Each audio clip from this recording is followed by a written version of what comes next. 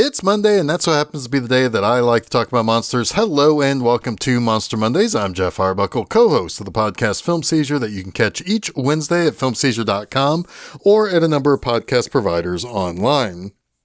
This week, Monster Mondays returns to the world of the found footage horror subgenre. Not only that, but we're also returning to a director whose found footage masterpiece in 1999, The Blair Witch Project, brought the genre from oddity to full-on mainstream. Directors Eduardo Sanchez and Daniel Myrick struck absolute pay dirt with The Blair Witch Project, but afterwards the pair went their own separate ways. They basically stuck around the horror genre for the many years that followed, but 15 years after the breakout debut film, Sanchez, now working as a solo director, returned to the found footage element with a brand new subject that, like the genre that he used to make this film, also captures a lot of people's imagination and gets their blood flowing. Bigfoot. Now, a couple of things here. I've covered Blair Witch Project, the last broadcast, and the first Paranormal Activity, so I don't really have an adverse reaction to the found footage subgenre. With that, while I like a good found footage horror film, I am also well aware of the tricks that the genre uses to get me to jump. Personally, my favorite thing about each of those movies is the tension of looking for or waiting on the thing to jump out from the shadows to grab you. And it's often better if it never actually does. The Blair Witch Project, though, is a beast of a completely different color. Its mastery in horror is not showing you the monster. You are abandoned with a trio of characters and lost in the same woods that they are. You experience the movie similarly with the characters. Your tensions rise with theirs. It's wonderful. It's a good found footage film should do more than just scare you. It should leave you on edge with the characters in the movie. Secondly, I'm a huge fan of the concept of cryptids and cryptozoology. No, I do not believe there's really such a thing as the Jersey Devil, which was the subject of the last broadcast, or a chupacabra, or necessarily Bigfoot. That said, I am always fascinated by the fascination others have in these things, and the reason for that is that nearly all cryptids are one of two things. They are either things that humans create when they see something their minds can't really compartmentalize with things that they've seen or experienced before, or they are figments of passed down folklore that was either meant to explain the natural world to people or used as cautionary tales. If we were to talk about that idea of humans not being able to reconcile seeing something with things that they've seen before and therefore have to build a creature or monster around this to help them, I often think of the chupacabra. This is supposedly like a dog-like creature that can suck the blood from potentially larger creatures. Supposedly these can be found in the Southwest and northern Mexico, and I would believe these creatures that could exist, but not the way people think. I don't think these are monsters. I think they are likely just emaciated coyotes or wolves or dogs or something that may also be rabid. We don't often see animals like that, in that kind of condition. So, we have to think of something like the chupacabra to reconcile what we think the monster, what is the monster and what is it that's killing all this livestock or whatever. Anyway, I'm kind of off the topic here a little bit for this week's movie, which is called Exists.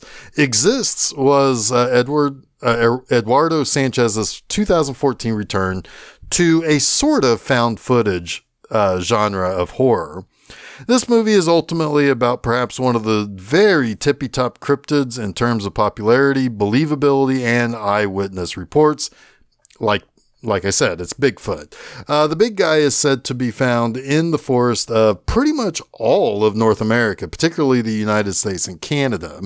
Some places they go by Bigfoot, others Sasquatch, and there are even other localized variations like the Fouke Monster in Arkansas and Momo in Missouri. The hairy, sort of ape, sort of human creature appears in folklore all over the world. They go back a really long time in human history too. However, the modern day popularity of Bigfoot and why there are documentaries and reality shows devoted to hunting and finding the creature is directly attributed to the famous Patterson-Gimlin film that was shot in 1967 when Roger Patterson and Bob Gimlin were in Northern California forest and saw a hairy humanoid creature walking by. The part that always gets focused in the creature, or in this film, is the creature turning to look at the duo as the supposed female walked by. It's compelling evidence that the two men swear was not a hoax. Patterson died in 1972, but Gimlin is still alive today as of the recording of this episode. There is a creepiness to the unedited film as there is no sound, and it's just a couple of guys hanging out riding horses in a presumably quiet and peaceful wooded area. They're following a creek, and it seems like an everyday thing. Plus, on Wikipedia, if you do watch the full unedited film, it's being videoed from a film projector showing the film against the screen. So you get that projector sound too. It's got an eeriness to it that few horror films can really match. And I'd be shocked if that wasn't Sanchez's inspiration from the get-go, because it is the inspiration for a lot of Bigfoot related things. It is also a film that is debated. I won't deny that either. I don't really have necessarily an opinion one way or another whether or not it was a real capture of this creature in this area or if it was indeed faked. People have looked at it. People have made their opinions. As popular as the movie or as the film is, it's not actually been looked at by many mainstream scientists. It is still kind of a non-mainstream thing that exists in terms of this evidence for Bigfoot, because for the most part, most scientists aren't going to be won over by this film thinking that, oh, all of a sudden Bigfoot exists. But as a big fan of the folklore and the interest others have in cryptozoology like I am, Bigfoot actually really isn't that interesting to me. I mean, I figure the big fella has enough adoration from fans of cryptids that they can kind of speak to him much better than me. That's far from me saying that I don't like the creature. I just don't often have much more to add to the conversation around the creature. Part of that is that I'm kind of on the fence if something like that could be real. Bigfoot sightings aren't like other cryptids that get spotted on the edge between wilderness and civilization. If Bigfoot is real, it's said to reside in the deep woods that are particularly untouched by people. Doesn't seem like it would be a real thing, but who knows? It would be kind of neat to discover that there is this whole new creature out there that could be hidden for so long because of how deep in the wilderness it lives and how far away that could be from people. I'm kind of two minds. It's maybe the most believable of the cryptids, but that doesn't make me really believe that it's real. Like I said, I got to be won over with much more evidence than what's out there, even with all that's out there. But this movie begins with text stating that since 1967, there have been 3,000 reported encounters with Bigfoot. It also mentions that it's generally accepted by experts that the creature is only dangerous if provoked. And then it goes into the movie itself. So we see our cast driving toward a cabin in East Texas for a camping trip. Our characters are Brian and Matt, who are brothers, Matt's girlfriend Dora, and Matt and Dora's friends Todd and Elizabeth. Now, before the group can reach the cabin, Matt, driving the vehicle, seems to hit something. And there's a little bit of blood on the bumper and one of the headlights is smashed, but they don't see anything in the road. But they hear an animal making crying sounds but they can't really see anything in the darkness. Now, they hear something run off into the woods, but they still can't see what it was. While reviewing the footage from one of the cameras in the car, it does look like something was walking along the side of the car around the time of the impact. That's quickly dropped when Matt thinks they found his and Brian's uncle's cabin. However, a downed tree makes it impossible to get to the actual cabin, so the group has to continue on foot. And on the way to the cabin, they hear more animal sounds that aren't easily identifiable. When they get into the cabin, the place is in bad shape. In fact, it's totally unusable for that night. Whenever it was last used, it kind of seems whoever was there last had to leave in a pretty big hurry. So they get an extra surprise when they find a wild hog in one of the bedrooms in the cabin. So the group decides, maybe it's not a good idea to stay in the cabin tonight, and they sleep in the car instead. Matt and Brian keep hearing the strange noises in the woods, but they can't ever really find the source of the sounds. The next morning, Brian finds hair in the car's grill that doesn't look like typical animal's fur. Later, while Brian is inappropriately filming Todd and Elizabeth messing around in the woods, he spots something walking along a ridge. And he tries warning Todd and Elizabeth, but they just get mad at him for recording them. And he decides to basically look for this beast himself. And he explains that his uncle always claimed that he saw something out in the woods, and ever since he never came back to the cabin. Brian has always wanted to find the creature and capture it on camera. And so when Brian finds a footprint and then hears something grunting in the woods nearby, he believes he sees something near a tree, and he gets the impression that he needs to back off and leave it be. Brian becomes focused on trying to capture the creature on camera. So while the others are asleep inside the now cleaned up cabin, he stays outside. And he has set up cameras all over the place to see what he can find. That night, the creature begins howling and crying outside the cabin, basically freaking out everyone inside. And, one of the outside cameras Brian has set up captures the creature walking around the porch of the cabin in the dark, so you still don't quite see it yet. But then it tries to get into the cabin. Brian looks out the window, and when he turns on the night vision, he captures a roaring beast on camera. After it goes away from the cabin, it destroys Matt's car, preventing them from being able to use it to get away. Dora suggests that they wait for Brian and Matt's Uncle Bob to come get them. He has to know that they're out there, and if he doesn't hear from them or if they don't show up for a few days, well, he'll come out and get them. However, there will be no rescue because Matt and Brian stole the key to the cabin because Uncle Bob does not want anyone coming to the cabin. So Matt has to bike out to an area where he knows he will get cell reception to call Uncle Bob. And meanwhile, back at the cabin, Todd suggests that they move the furniture around so that it basically blocks all the doors and windows to protect themselves from another Bigfoot attack. As they do, they find a trap door. In this hidden basement, Todd finds a shotgun and a few shells. Matt gets through to Bob just as the Bigfoot closes in on him.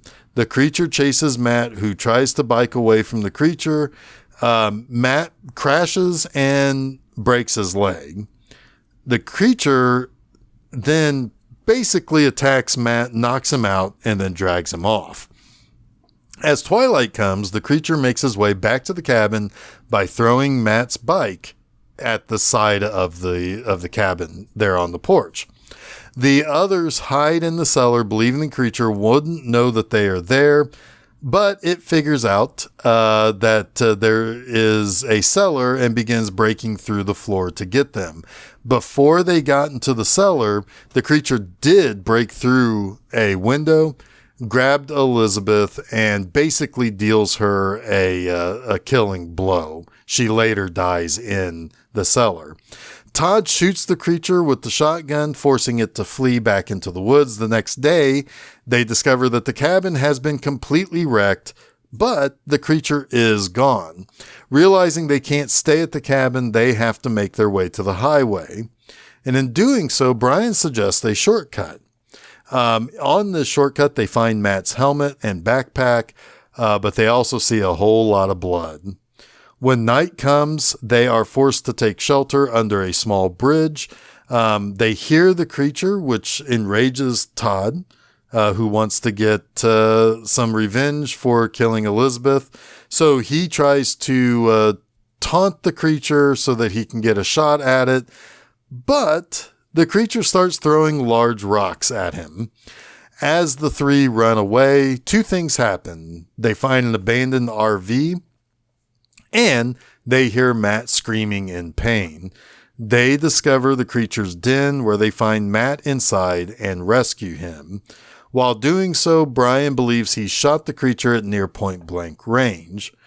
Dora, Brian, Matt, and Todd get into the abandoned RV. Brian gets just enough cell coverage to get a call from Uncle Bob, who said that he's at the cabin looking for them. So Todd decides to let off some fireworks that they picked up on the way to the cabin so that Bob can ultimately find them. As Todd does so, the creature attacks, and before Todd can get back to the RV, the creature catches him and kills him. The creature then throws Todd's body at the RV and tries to get inside, and when he can't, well, he just decides to push the RV off the ridge it's sitting on. The tumble gives Brian a pretty nasty gash on his waist and kills Dora and Matt. Brian is knocked unconscious, and when he awakens, he finds the creature has collected the bodies of all of his dead friends, and nearby he finds the body of a young creature. And that's what they hit with the car the first night, and it's the inciting event that led the creature to attacking the group. Uncle Bob arrives to save Brian, and before they can get to the truck to flee, the creature attacks and kills Uncle Bob. Brian holds the shotgun to the creature's face and begins apologizing for killing its baby. And he puts the gun down and turns his back after claiming on camera this will be his last video. But instead of being killed, the creature just simply turns around and disappears into the woods. Let's talk about the three things that I like about Exists. First, I should probably state that, like with all quote-unquote found footage movies or movies that utilize the first-person style of storytelling, your mileage might just vary with these types of movies. If you put a little bit too much emphasis on why people do what they do with the cameras, you'll likely not much appreciate the movie right from the get-go. But that said, I think this movie handles the character motivations fairly well.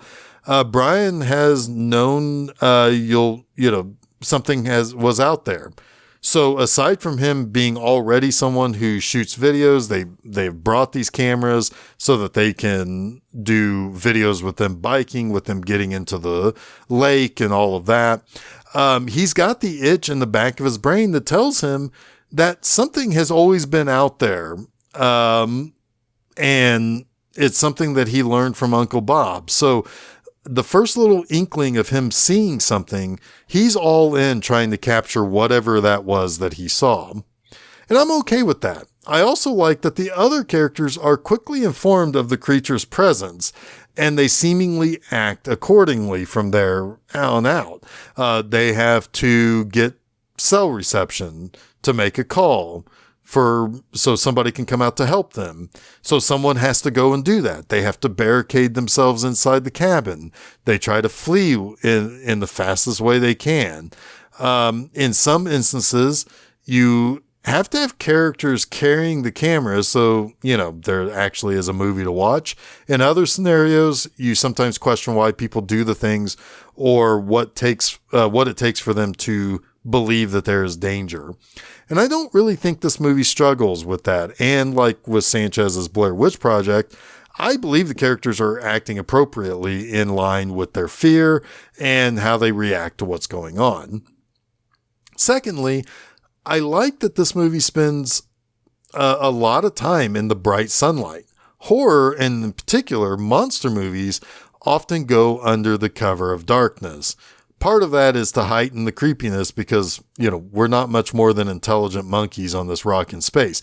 So that means we get scared of the darkness if we think something we aren't comfortable with is in that darkness. However, sometimes that cover of darkness is also used to hide the imperfections of the monster in the movie. Now hold that thought.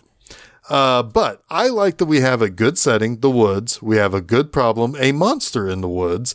And we have it in a sort of unconventional time, seemingly a bright, sunny, warm day. It's easy to be scared at night. It's terrifying to know that the day offers no end to your fright. Thirdly, and we're going to come back around to that, the imperfections of the monster. I do like that we actually do get to see our monster quite a bit in this, and it earns its scares. The movie does not spend a lot of time to get to the plot rolling. Very early in the movie, the accident happens. The moans of the creature start up almost right away after that. It continues as the group have their fun camping trip, even during the day. Spending too much time not getting to the cause of everything happening would have been kind of a disservice to this movie. Sure, we don't really see the monster for a while, but once we get a couple of good scares with it, the movie does not shy away from showing it, and it's a good-looking Bigfoot. This movie likely didn't cost much. There's no large production cost. Everyone's carrying their own cameras. The actors weren't expensive, and only one, Dora Madison, playing the character of, Dora, was a well-established actress at the time. They probably bought that abandoned RV cheap. The cabin could have likely already been there and been cheap to get as well. So they pretty much put all the money toward the monster, and it looks pretty damn good. It doesn't look like someone in a monkey suit. It looks like a real creature. And by making the creature look like something that could really be what it is, it allowed the creature to be more menacing and, in the end, kind of give that final face-off between it and Brian a lot more weight. Now, just kind of a bonus thing to say about this movie, this isn't a typical found footage movie. It's packaged as such, but I would say it's more of a first-person movie than a found footage movie. Think about the other big-time found footage movies like The Blair Witch Project and Paranormal Activity.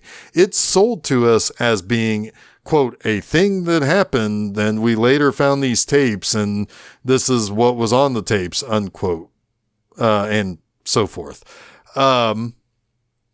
This is not really that. So if you're looking for something more like those others, you might find yourself being a little disappointed. But that said, this is not a bad little monster in the woods movie, who happens to be a Bigfoot. So it really did kind of worked out to be a pretty okay movie. And there were things to like about it. So that wraps up this week's Monster Mondays. You can catch new episodes of Monster Mondays each Monday afternoon at filmseizure.com. But don't forget to follow Film Seizure at Facebook, Threads, Instagram, and Blue Sky. You can also subscribe to Film Seizure to get both the Wednesday morning Film Seizure podcast and Monster Mondays at your favorite podcast providers. And we also upload these things to YouTube. You can also check out my website, bmovieenema.com, to read new articles every Friday morning. Next time we go from a Bigfoot to another creature who is mutated to be humongous. Until next week, stay spooky.